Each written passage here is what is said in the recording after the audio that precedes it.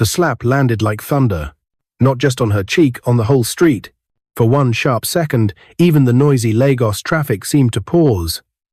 The horns, the shouts from hawkers, the rumble of buses, everything turned into a dull blur, as if the air itself was shocked. The woman staggered, her thin body swaying like a dry leaf in harmattan wind.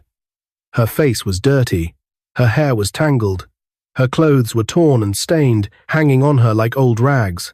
A small nylon bag clung to her hand. Her eyes lifted slowly, not with anger, not with tears, with something colder, something calm, like someone who had just seen the real truth about human beings. In front of her, the man who slapped her stood tall and proud, chest out, chin raised. His uniform was crisp, his shoes were shiny, his name tag glinted in the sunlight. He looked around, proud of himself, like he had just won a battle. "Next time you try it," he barked, "I will deal with you worse than this.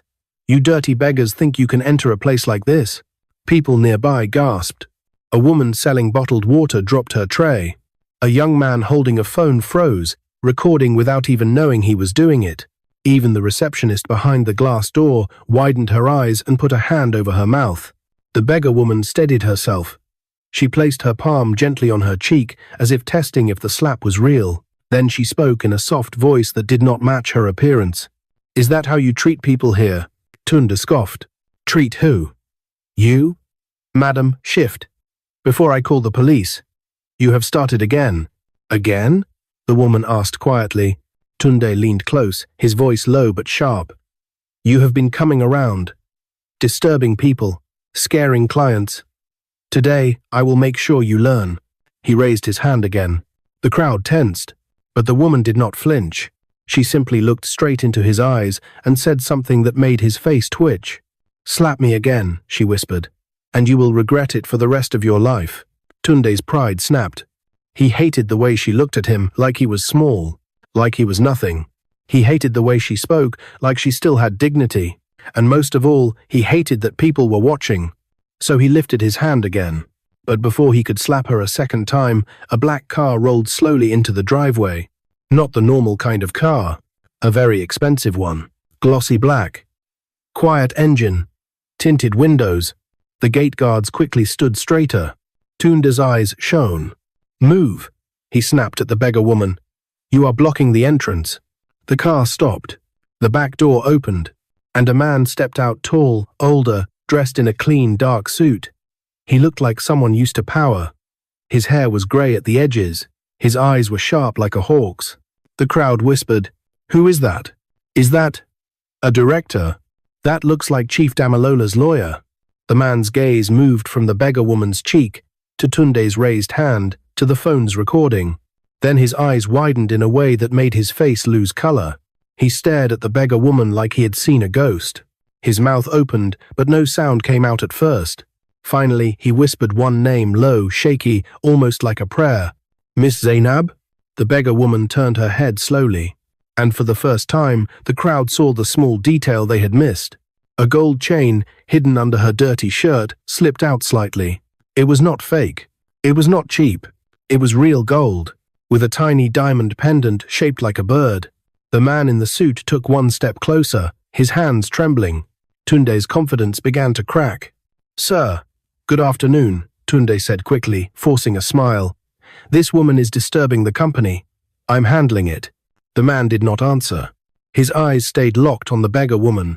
Then he did something nobody expected. He bent slightly, as if greeting royalty. "Welcome back," he said, voice shaking. "Welcome home." Everyone went silent. The beggar woman's eyes looked tired, but she held her chin high.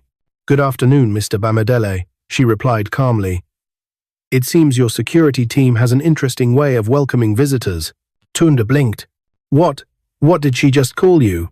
a hawker whispered. The receptionist behind the glass door stepped outside slowly, confusion all over her face. Mr. Bamidele looked at Tunde with a stare so cold it could freeze fire. "Do you know who you touched?" he asked quietly. Tunde laughed nervously. "Sir, she is just?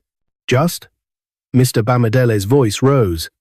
"This is Zainab Danjuma." The name fell into the air like a heavy stone. People frowned. Some shook their heads, not understanding. But one young man with a laptop bag gasped loudly. "Wait, Danjuma," he said. "As in, Chief Danjuma? The owner of Danjuma Holdings?" Mr. Bamidele nodded. The phones lifted higher. The whispering grew louder. Tun's face drained. His throat moved as he swallowed hard. He stared at the beggar woman again, this time truly looking. Her eyes were not the eyes of a street beggar. They were steady, rich, educated, and dangerous. Mr. Bamidele continued, louder now so everyone could hear. "She is the only child of Chief Hassan Danjuma. May his soul rest in peace." People began to murmur in shock. "No, she died abroad. I heard she disappeared. Is this her?" Zainab's lips pressed into a small, sad line. "Yes," she said softly. "I disappeared." She looked at the building behind Tunde, the tall glass walls, the shiny logo, the expensive entrance. "This is my father's company," she continued, "and I returned quietly to see what kind of heart still beats inside it." Her eyes flicked back to Tunde. "And it seems the heart is rotten." Tunde tried to speak. His tongue felt stuck. His pride, just moments ago, melted into fear. Madam, I didn't know," he stammered. Zainab stared at him. "You didn't know," she repeated slowly. Then she took one step closer. "Do you only treat people well when you know they are rich?" Tunde's knees almost bent. The receptionist rushed forward, her voice shaky. Ma'am, welcome. Please come inside." Two junior guards hurried to open the door wider, like the building was suddenly too small for her presence. But Zainab did not move. She stood right there, in the hot sun, in her torn clothes, with her cheeks still burning. Because she wanted everyone to see. Then she turned to Mr. Bamidele. "Call the executive team," she said. "All of them. Now." Mr. Bamidele nodded quickly and pulled out his phone with trembling fingers. Tunde's lips shook. "Ma'am, please," he begged, his voice dropping. "I was only doing my job." Zainab's expression did not change. "Your job," she said calmly, "is to protect this company." She lifted her hand and pointed at the cameras around. "And now the whole world is watching you slap a poor woman." She leaned in slightly, her voice low but clear. "You thought you were slapping a beggar." She paused. Then she delivered the words like a blade. "You slapped the owner." A wave of shock passed through the crowd. Someone screamed, "Ah!" Another person whispered, "This is trouble." Tunde's body trembled like a leaf.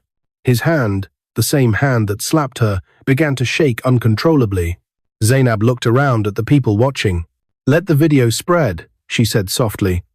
"Let everyone see." Then she looked back at Tunde one last time. "Because, by tonight," she said, "you will understand what it means to treat human beings like trash." She turned toward the entrance. But as she took her first step, 3 black SUVs suddenly turned into the driveway fast, heavy, and serious. They stopped in perfect formation. The doors opened at once, and men in suits stepped out, moving with urgency. The crowd held their breath. One of the men shouted into a phone, "Yes, she's here. Clear the entrance now." Tunde's eyes widened as if his soul was leaving his body. Mr. Bamidele stared at the arriving convoy, fear and relief mixed in his face. And Zainab, still in rags, paused at the entrance and whispered, almost to herself, "Good." Then she walked inside, and behind her, the big glass doors closed slowly, leaving Tunde outside, alone, surrounded by people filming, with the sound of approaching sirens growing louder in the distance. And the last thing he saw before the crowd swallowed him was the company logo shining above his head, like a judge watching a guilty man. As the sirens got closer, Tunde's phone suddenly buzzed in his pocket. He pulled it out with shaking hands, and when he saw the message on the screen, his eyes nearly popped out, because it was not a warning. It was not a threat. It was a single sentence that made his blood turn cold. "You have been suspended. Stay where you are. The police are coming." Tunde's legs felt weak. The phone slipped slightly in his hand as he read the message again, hoping the words would change. They did not. "You have been suspended. Stay where you are. The police are coming." Around him, the crowd was no longer silent. Whispers turned into loud murmurs. "Did you see that slap? This is Lagos. Everything is online already." He's finished. Phones were raised higher. Some people moved closer, hungry for drama. Others stepped back, afraid of trouble. Tunde wiped sweat from his forehead. His neat uniform suddenly felt too tight. The same chest that had been full of pride minutes ago now felt empty. Inside the building, Zainab walked slowly through the lobby. The marble floor shone beneath her bare feet. People stood on both sides. Staff members, cleaners, managers, frozen like statues. No one spoke. No one dared to stop her. They all knew her name now. They all knew her power. The receptionist bowed slightly, her voice shaking. "Welcome, ma'am." Zainab nodded once, not smiling. Mr. Bamidele hurried beside her. "The board members are on their way," he said. "Some are already in the conference room." Zainab stopped walking. She looked around the lobby. The glass walls, the shining lights, the huge portrait of her late father hanging proudly behind the front desk. Her eyes softened for a brief moment. "My father loved this place," she said quietly. "He believed people mattered more than profit." Her voice hardened. "Tell me, Mr. Bamidele, when did that change?" Mr. Bamidele swallowed. "Things changed after his passing," he admitted. "New management styles, new rules." Zainab nodded slowly. "I see." She turned and walked toward the elevator. As the doors closed, her reflection stared back at her in the mirror. Dirty clothes, tired eyes, calm face. But behind that calm was fire. Outside, Tunde's situation got worse. 2 police officers arrived in a patrol van, siren cutting through the afternoon heat. People scattered to make space. The officers stepped out, serious-faced. One of them looked at Tunde. "Are you Tunde Adekunle?" Yes, officer," Tunde replied, his voice breaking. "You are being questioned for assault." Tunde's knees nearly gave way. "I was only doing my job," he repeated weakly. She was disturbing. The officer raised a hand. "Save it." They led him aside. The crowd buzzed with excitement. Inside the building, the elevator opened on the top floor. The executive conference room doors were wide open. Men and women in expensive suits stood up immediately when Zainab entered. Some gasped. Some froze. Some whispered, "It's really her." The chairman of the board, Chief Akinwale, stepped forward, his face pale. "Zainab," he asked carefully. "Is it really you?" She looked at him. "Yes, Chief," she replied calmly. "It's me." He forced a smile. "Welcome back." You thought I was gone forever." She finished. Silence fell. Zainab walked to the head of the long table, the seat her father once occupied, and rested her hands on it. "I came back quietly," she began, her voice steady. "I wanted to see how this company treats people when no one is watching." She lifted her chin slightly. "Today I got my answer." The room grew tense. She described everything, how she dressed as a beggar, how she stood outside the gate, how people avoided her, how one man shouted at her. And finally, the slap. Some executives lowered their eyes in shame. Others shifted uncomfortably.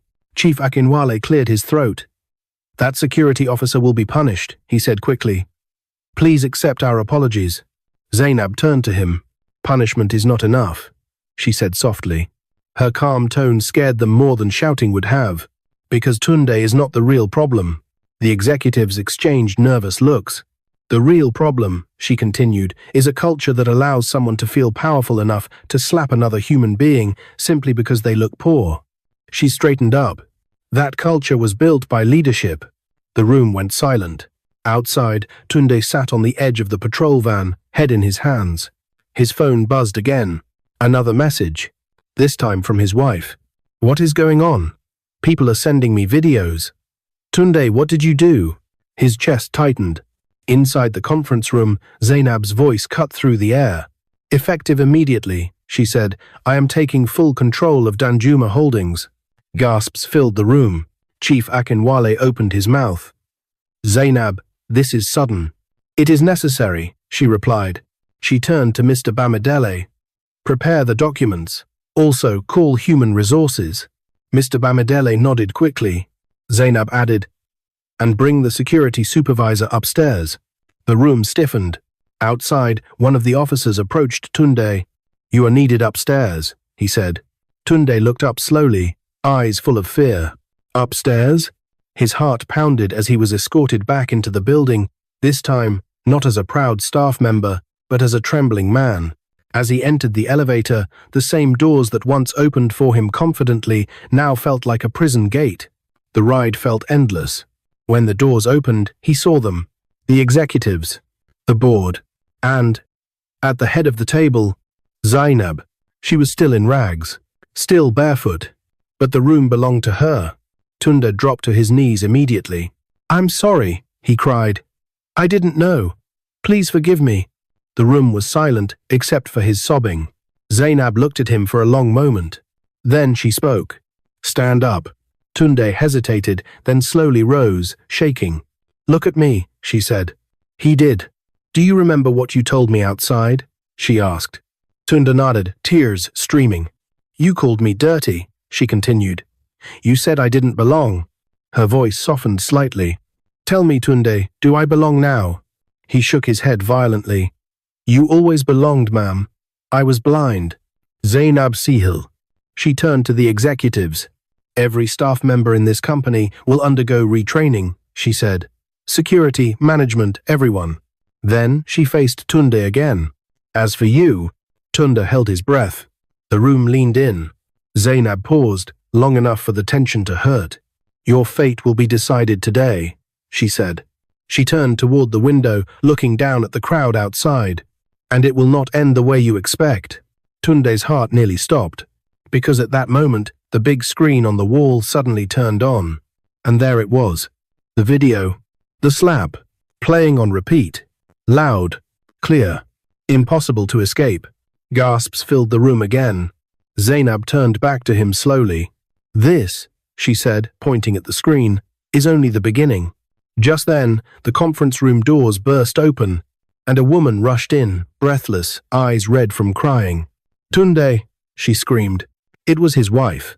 She looked from the screen to Zainab, to her husband on the floor, and then she shouted the one sentence that froze everyone in the room.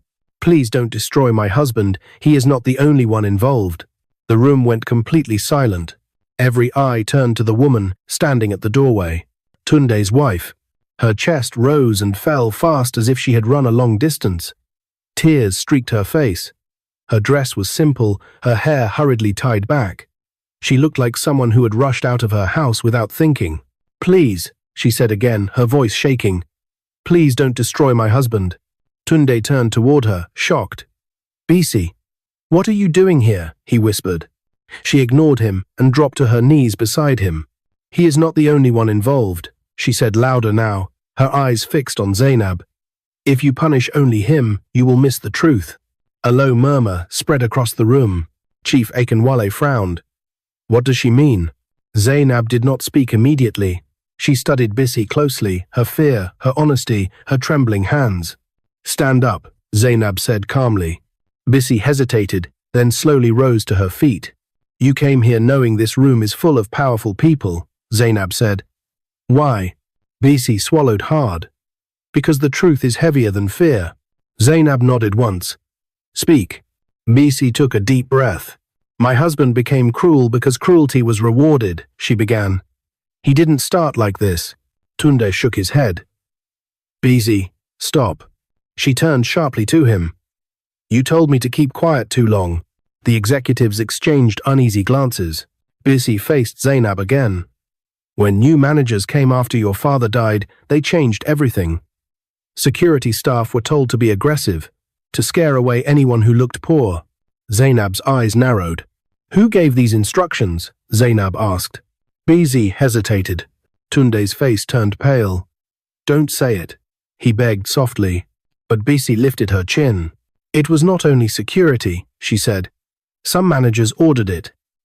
They said beggars make the company look weak. They said anyone who allows them in would lose their job." The room exploded into whispers. "That's not true," one executive shouted. Bisi turned toward him. "Sir, with respect, it is true." She looked back at Zainab. "My husband wanted to please his bosses. He wanted to keep his job. Every time he chased someone away, they praised him." Zainab remained silent. Bisi continued, her voice breaking. "Soon, shouting was not enough. Pushing was praised. Hitting was ignored. Tunde covered his face with his hands. I warned him, Bisi said softly. I told him one day he would hurt the wrong person. Her voice cracked. And today, he did. The room fell quiet again. Zainab slowly sat down in the chair at the head of the table. Her fingers tightened slightly on the armrest. So this is bigger than one slap, she said. She looked around the room. This is a system. No one answered. Zainab stood up again. Human resources, she called. A woman in glasses stepped forward nervously. Yes, ma'am. Bring me all reports related to security conduct in the last 2 years. Zainab ordered. Complaints, warnings, everything. The HR manager nodded and rushed out. Zainab turned to Mr. Bamidele. Who approved the security guidelines currently in use? Mr. Bamidele hesitated. Then he said quietly, the operations director. All eyes turned to one man sitting stiffly near the end of the table. Mr. Kunle Ajayi. He adjusted his tie nervously. I only approved firm security, he said. Not violence. Zainab walked slowly toward him. Did you or did you not say this building should be kept clean? She asked. Mr. Ajayi cleared his throat. That is just business language. Did you or did you not tell security officers that beggars embarrass the company? She pressed. Silence. Zainab leaned forward slightly. Answer. Mr. Ajayi's shoulders dropped. Yes, he admitted quietly. But I didn't tell anyone to slap anyone. Zainab nodded. No, she agreed. You just created the environment where slapping felt normal. Outside the building, reporters were gathering. News vans parked by the road. Cameras pointed toward the entrance. Inside, Tunde sat on the floor, broken. He looked at Zainab. I know I was wrong, he said hoarsely. Whatever punishment you give me, I deserve it. Zainab looked at him carefully. Do you know why your slap hurt me? She asked. Tunde shook his head. Not because it was painful, she continued, but because it reminded me of something. She paused. When my father was still alive, he once dressed simply and went to one of our warehouses. A guard insulted him. Gasps filled the room. My father smiled, Zainab said. He later promoted that guard because the man apologized when corrected. She looked straight at Tunde. You did not apologize until power stared you in the face. Tunde lowered his head. Zainab turned back to the executives. Anyone who thinks this is about revenge does not understand me, she said. Her voice grew firmer. This is about change. She turned to Bisi. Your courage brought out the truth, Zainab said. Thank you. Bisi burst into tears, nodding. Zainab then addressed the room. There will be consequences, she said. But there will also be lessons. She lifted her chin. And the world will see how this company responds. At that moment, the HR manager rushed back in, holding a file. Ma'am, she said breathlessly. We found multiple complaints against security officers ignored by management. Zainab took the file and flipped through it. Her jaw tightened. So many voices, she said quietly. Ignored. She closed the file. Then she made an announcement that shocked everyone. By the end of today, Zainab said, this company will no longer be run the same way. The doors suddenly opened again. A young assistant rushed in with a phone. Ma'am, he whispered urgently. The video has gone viral. Millions of views already. Zainab nodded slowly. Good, she said. She turned to Tunde. Your slap exposed the sickness, she said calmly. Now the cure will be painful. Tunde's chest tightened. Please, he whispered. My children. Zainab raised a hand gently. This is no longer just about you, she said. She turned toward the window where the reporters waited. Then she said the words that made everyone freeze. Bring the press inside. The room erupted. Inside? Someone gasped. Zainab looked around calmly. Yes, she repeated. Let them hear everything. As footsteps echoed in the hallway and cameras began rolling toward the conference room, Zainab turned to Tunde one last time and said, Today you will not just face punishment.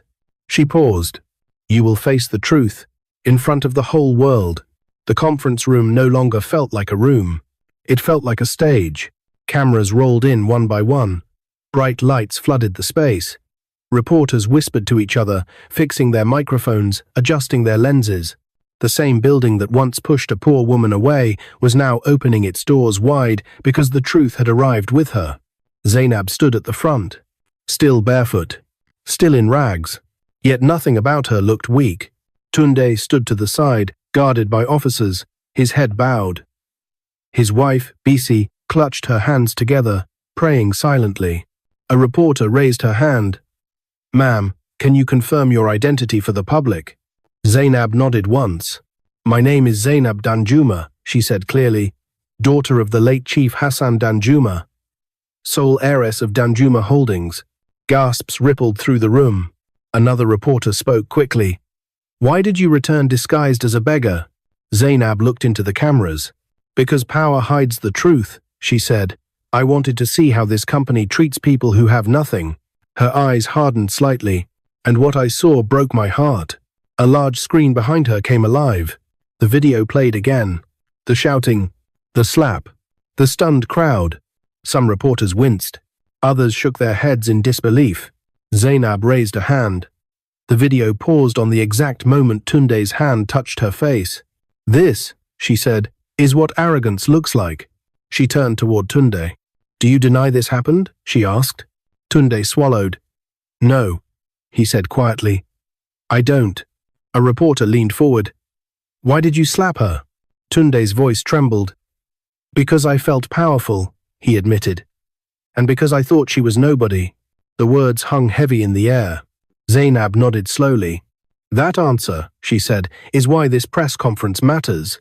She faced the cameras again. "This company failed," she said. "Not only one man." She gestured toward the executives. "A system failed. Leaders failed. Silence failed." Chief Akinwale lowered his head. Mr. Ajayi shifted uncomfortably.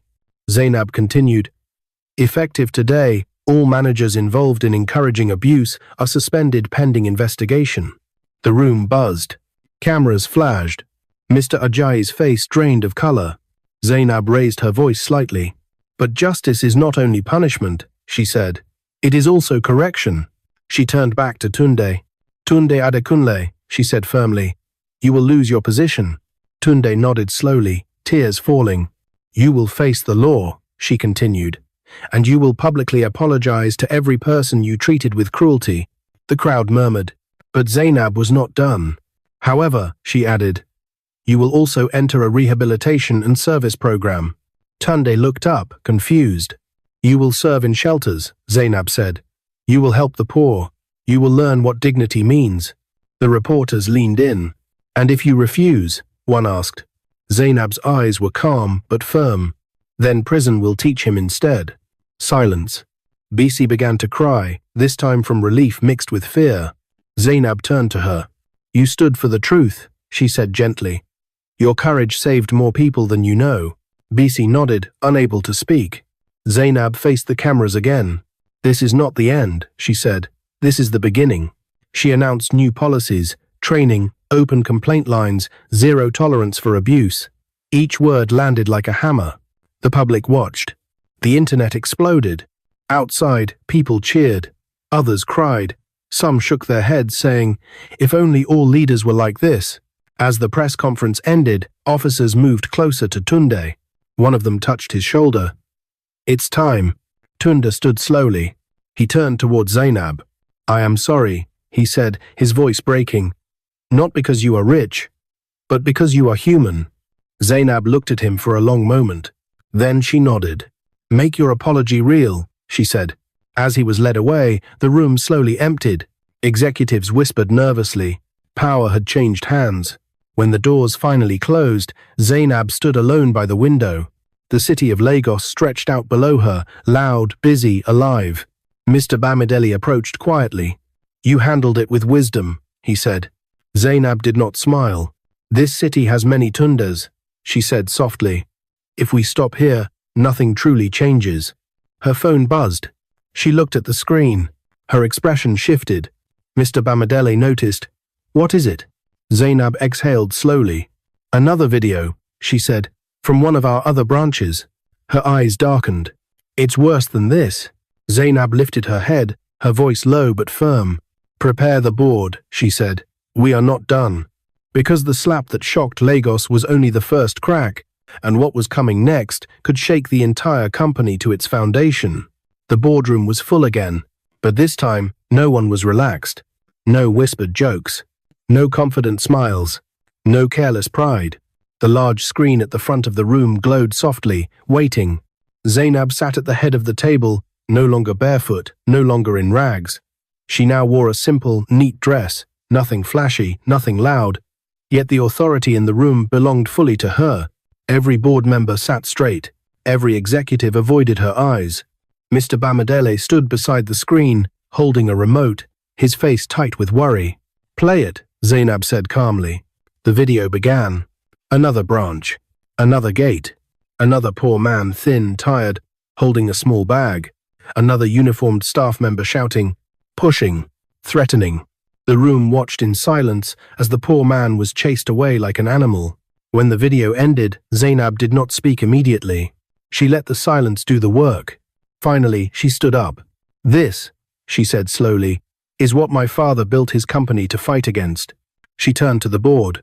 "For years you looked away. You allowed fear, pride, and greed to grow." She took a breath. "But today, it ends." Her voice became firm. "All branch managers involved are relieved of duty, effective immediately." Gasps filled the room. "This company will no longer protect people who abuse power," she continued. "If you cannot respect human dignity, you cannot work here." Chief Akinwale stood slowly. "Zainab," he said carefully, "this is drastic." She looked at him. "So was the slap," she replied. He sat back down. Zainab pressed a button. Another screen lit up, this one showing live footage from outside the building. A crowd had gathered. Poor people, workers, market women, security guards, cleaners. Zainab picked up a microphone. She walked to the glass wall overlooking the crowd. "My name is Zainab Danjuma," she said, her voice carrying clearly. "Today I speak not as a billionaire, but as a human being." The crowd grew quiet. "This company failed many of you," she said. "And for that I apologize."